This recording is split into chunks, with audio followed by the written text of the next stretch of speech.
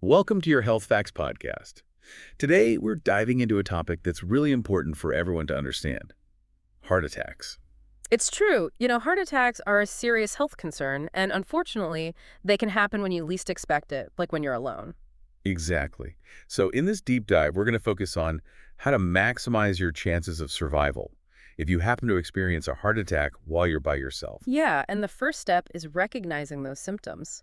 Most people think of intense chest pain, which is, of course, a common indicator. But there are other signs too, right? Oh, absolutely. It can vary quite a bit. Some people describe it more as pressure, tightness, or even a burning sensation in their chest. And it lasts longer than a few minutes, right? Yep. And this discomfort can spread. It can radiate to your left arm, your back, neck, jaw, even your stomach. So it's not always just centered in the chest. Nope. You also got to watch out for shortness of breath even when you're resting. That's a big red flag. Okay, what about other symptoms? Well, you might experience things like cold sweats, dizziness, nausea, or vomiting. Oh, wow. Okay. You could also have extreme weakness, a feeling of fainting. Some people even get this sense of inexplicable anxiety. I could see how that would happen in that situation. You might also notice your skin becoming pale or grayish, or even feel this sense of impending doom. It's important not to ignore any of these warning signs. That makes sense. And, a lot of heart attacks happen to people who have already had one, so being extra vigilant is key. So if you suspect a heart attack, what's the first thing you should do?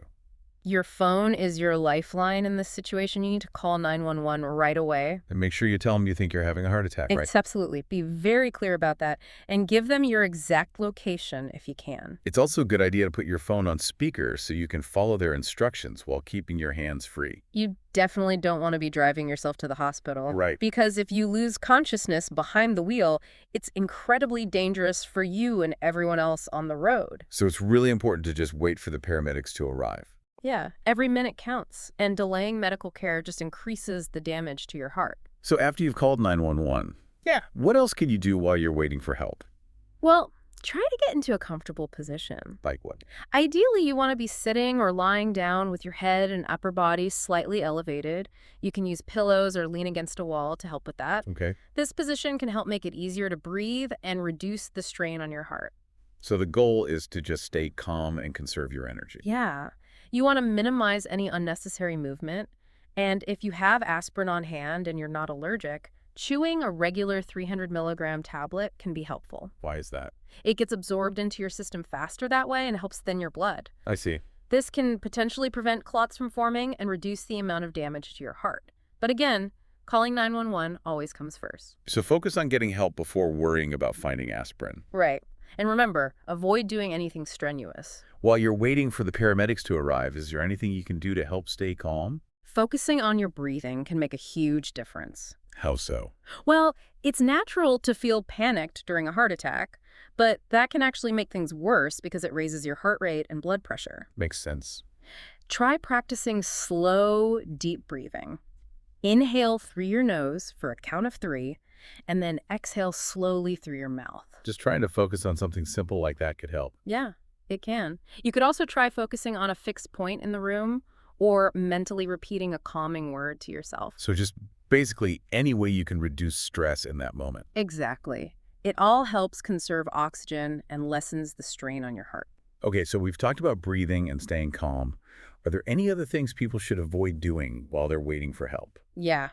Avoid any unnecessary effort like trying to get up and grab something across the room or going up and down stairs. That's good advice. Every movement requires more oxygen and energy, which is something your heart really can't afford right now. So just staying put and resting is best. Yep. And if you happen to be in a precarious location, like in the shower or outdoors, move to a safer environment as slowly and carefully as you can. It's all about conserving energy and minimizing stress on your heart. Exactly. And another simple thing you can do is loosen any tight clothing you're wearing. Like what? Things like ties, collars, belts, tight bras, anything that might be constricting. So basically anything that might be making it harder to breathe. Yep. Loosening those things can improve your breathing and blood flow and make you feel a little more comfortable. So we've talked about what to do while you're waiting for help, but are there things you should avoid doing? Like, should you eat or drink anything while you wait? That's a good question, and generally it's best to avoid eating or drinking anything unless the emergency responders specifically tell you to. Why is that?